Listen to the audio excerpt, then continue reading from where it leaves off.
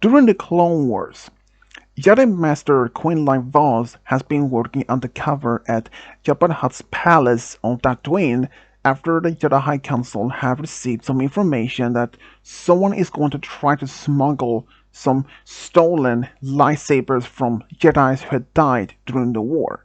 So since Jedi Master Quinlan Vos had done a lot of undercovers before on Tatooine, so the council thought that he would be the perfect subject for that mission, and when they offered that to him, he accepted it immediately. And since he had a lot of the experience of going undercover, so he went to Tatooine under disguise as a bounty hunter, and Jabba the Hutt was actually very impressed of this supposed new bounty hunter looking for a job for one of those big organized crime boss, Jabba the Hutt. And he had to be first proven his skills as a bounty hunter and his loyalty to him. And after doing a few missions for Jabba by assassin or trying to track down some fallen bounty hunters that had been owing him a lot of credits. After he completed every single mission, Quinlan Vos was hired by Jabba. During his time on Tatooine, he tried to collect enough evidence of that suppose someone's going to smuggle or at least try to sell stolen lightsabers from the fallen Jedi's. So far, he hadn't received much information, even though he just told some of the other people at this place, at the palace, that he heard some of the rumors about someone about supposed selling stolen lightsabers. But he didn't want to try to draw attention. He only said that he heard from another bounty hunter that he had killed. And that would make sense in some of the bounty hunters. Of course, during this time, Quinlan Vos actually had been sent on different missions, but during his missions he still tried to figure out who would be able to sell these lightsabers. And during his missions he also had got close to another Twi'lek dancer by the name Zela. Zela and Quinlan had actually become very close friends at this time. But even though that Quinlan Vos was actually very strict in to follow the strict Jedi code, but eventually he started to feel attracted towards Zela, and she did the same thing. And even though they spent a lot of time at Jabba's palace, like just conversations from time to time when she wasn't performing or anything, and even a lot of the other bounty hunters felt kind of jealous that Zela was spending a lot of time with Quinlan Vos. But then, as his mission was mainly to find who is going to be selling those lightsabers, he managed to figure out who it actually were. Cad Bane. Turned out the famous bounty hunter Cad Bane was the one who is going to be selling the lightsabers. And since Cad Bane had encountered Quinlan Vos before, Quinlan Vos would immediately realize that he could jeopardize the whole mission. After months of collecting information, now have the correct information who is the one going to be selling these lightsabers. But luckily for him, Jabba has sent him away to another mission, and during this time, Jabba bought at least 10 lightsabers, which he was going to sell to another collector. Luckily for them, unfortunately for them, the Jedi actually end up getting those lightsabers from this supposed new buyer. And after the supposed mission was now complete, Quinlan was actually decided to go back to Jedi Council, the Jedi Temple in Coruscant. But he actually had only one other problem to handle. He actually had been falling in love with Zela, and she in him.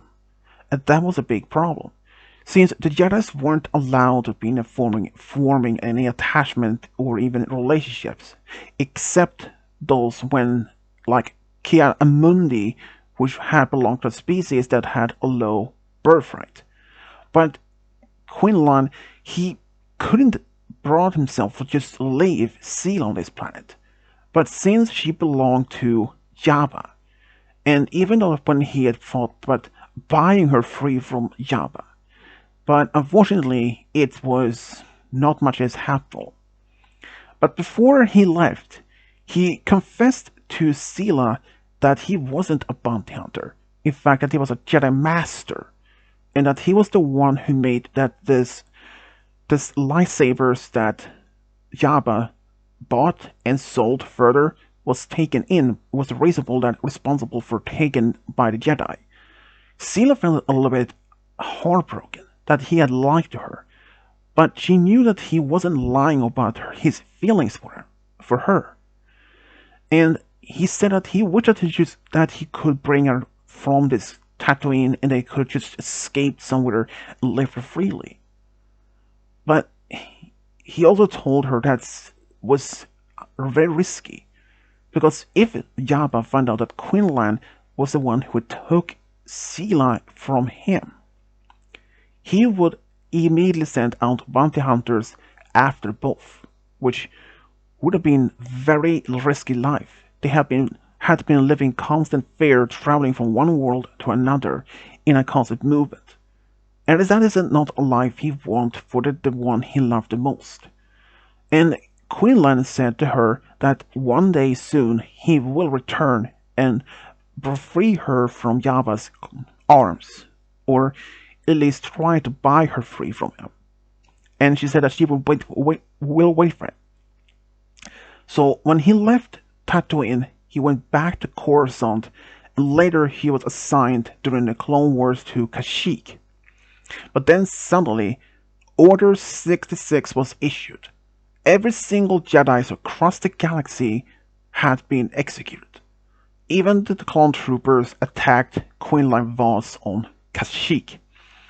Unknown to the clone troopers, he did survive and managed to run into the dense jungle of Kashyyyk, where he was found by a local tribe of Wookiees. Those particular Wookiee clan was actually close friends to Quinlan Vos and took him in and took care of his injuries.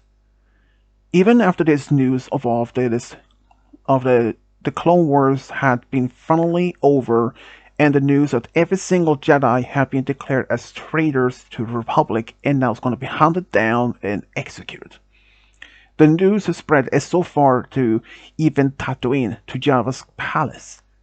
When Quinlan Vos' picture was shown on the Holo News, Zela saw it and felt devastated.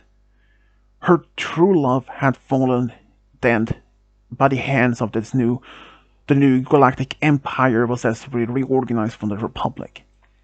Months after the supposed execution of Quinlan Vos, Zela felt very heartbroken, but she decided to focus on her life as there is, and decided just continue to work as with Jabba. What about Quinlan Vos? Well, he was actually still on Kashyyyk and still been recovering from his injuries. Luckily though, his injuries wasn't that quite severe, but he had some second-degree burns on his arms and chest area. So it took him weeks, at least a few months, to be recovering from this.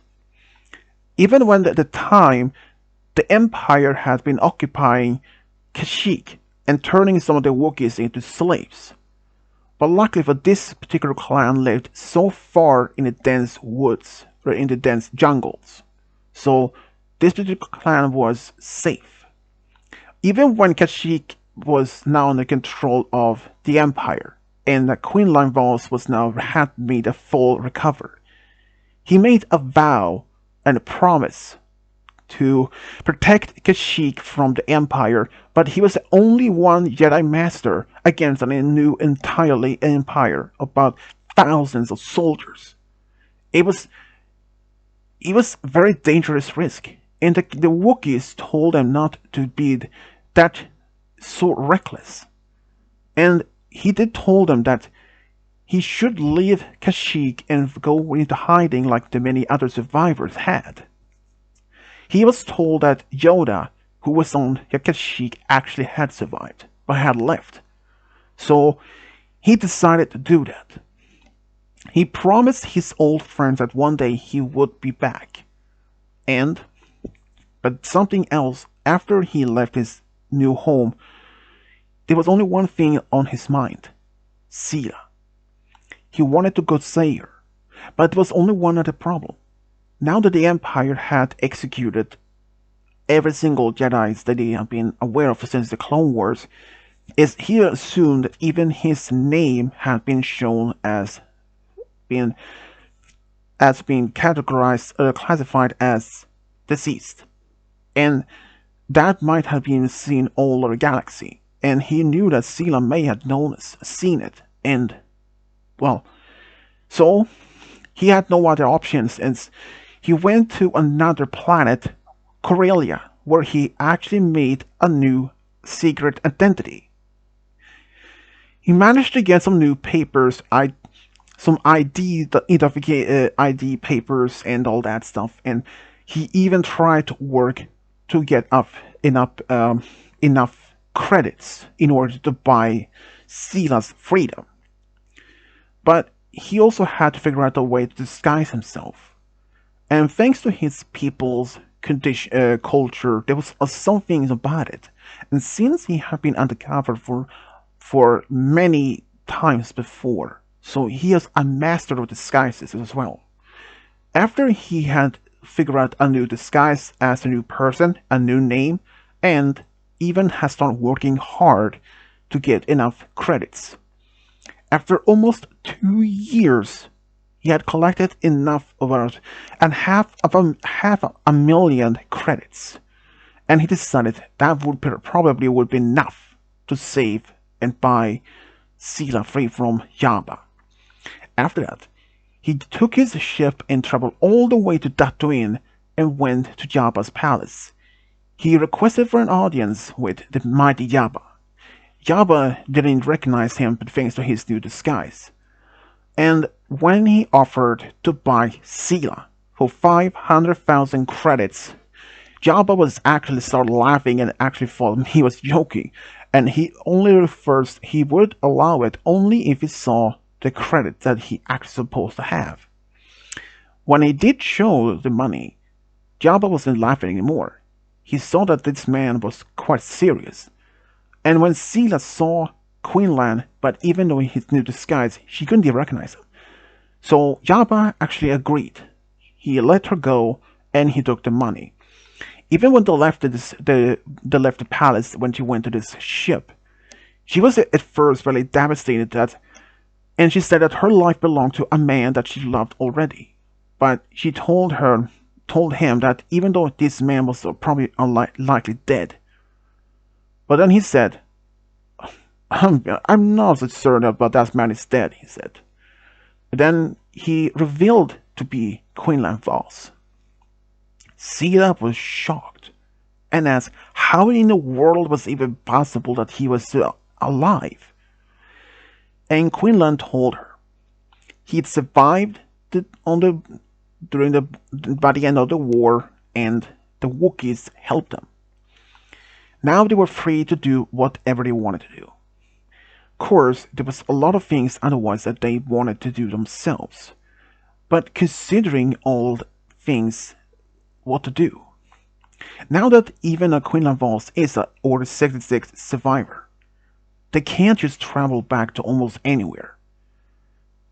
He couldn't just go back to his own planet, Kifar, or Kifu, and she couldn't just go back to her home planet, Rylot, because both worlds were likely under control of the Empire, and that was a risk that Quinlan would be recognized on both those worlds.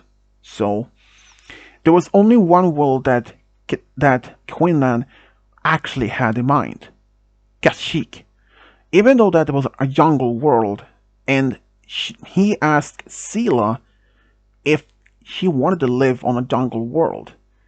But even though that world was also under the Empire's occupation, so he could travel to another world, perhaps like Corellia, that was pretty much also made and under control of the Empire, but they at least would be more safe there. So they decide Corellia to be the next place to live on. So they travel there. So even though they had enough credits themselves after that Quinlan had saved, he bought a small house in the outskirts of Coronet City, the capital city of Corellia. But there was a lot of things that in his mind that he wished that he could done more, that he could just go out in the galaxy telling them that he is alive and the Jedi Order will always be active as long as there are survivors. But he knew that it was impossible and also dangerous. He didn't want to risk his own life for this. And after just barely that they had been started living on Corellia, Quinlan actually started working as a martial art trainer, while Zela was working as a dance instructor, because there was a dream of her before she became a slave to Jabba. She wanted to be a dancer and teaching others about it. She taught others like traditional Twi'lek dances. And during this time, Quinlan actually had been informed that some of his friends from that particular Wookiee clan had been captured. And since they saved his life, he made a vow that he was going to save them. When he told Zela this, she was devastated, but she knew that his loyalty to his old friends was strong. And he couldn't just let them be just being sold and slaves, because it means a lot to him, because they saved his life and he wanted to repay it. So she agreed to let him go, and he promised that he would be back as soon as possible. And while he was gone, Sia discovered that she was actually pregnant, and she haven't even heard a single word from Quinlan at all. During this time, Quinlan actually had been traveling around in the galaxy for months, or for weeks, trying to pick up any information where this particular group of Wookiees had been taken. He later discovered they had been taken to Kessel, the spice mine of the asteroid colony Kessel. That would have been a death sentence. So he managed to track them down there, and despite that that particular asteroid was now under control of the Empire, but he managed to sneak in, found this particular group of Wookiees there were only like 10 of them. He managed to sneak them out, took them to his ship, and took them back to Kashyyyk. Even though that he took out some of the Imperial officers at this colony, but at least they were safe. They made a promise that they will move a little bit deeper in the jungles so they won't be easily found next time. He promised that one day he could be returned back to see them, if he could find them, of course. Then when he came back to Corellia, he was happy to see Zela. And he noticed something was a little bit different about her. Then he noticed that she was actually pregnant. She was happy to see that he was okay, and, well, she did spill the beans that she was pregnant, and they were expecting a daughter. They decided to name the daughter Neri, after a Kefar traditional name. And since they belonged now to his family's clan Vos, and they were a little bit afraid if the daughter would be force sensitive, because they had heard rumors of force sensitive children around the galaxy have been taken in, or even adults to be serving the Empire or something. So they had this machine to test it if the daughter was force sensitive, but it was negative, which was a good thing. Neri, she loved like her mother's dancing skills. In fact, she was natural in dancing herself too. And in fact, she wanted to be a dancer instructor like her mother. When she was older, she actually took over her mom's dancing school, and she even married a local Corellian man, and they have two daughters of their own. And only a few years after that they have Neri, they have a son, which they named Nalros, also a Kefar name. They were afraid that he could have been force sensitive, but unfortunately, he was force sensitive. But luckily for him, he had a Jedi Master as a father, and Quinlan actually trained Nalros the whole time as a child so that he could hide his force sensitive powers. But as he was getting older, those powers grew stronger and stronger. But by the end of when he was a teenager, he actually had become a Jedi Knight after Quinlan had decided to dub him as a Jedi Knight. Because he didn't want the Jedi Order to die out with him. So he decided to make his own son his Padawan in secret. They went on different planets from time to time to continue his training, and also hope to find a kyber crystal to make his own lightsaber. They did find a kyber crystal, and they actually made this a lightsaber which Nalros only kept very sight hidden from the open sight. Nalros himself one day actually ended up marrying a female Corellian woman, and they actually end up having a son and a daughter.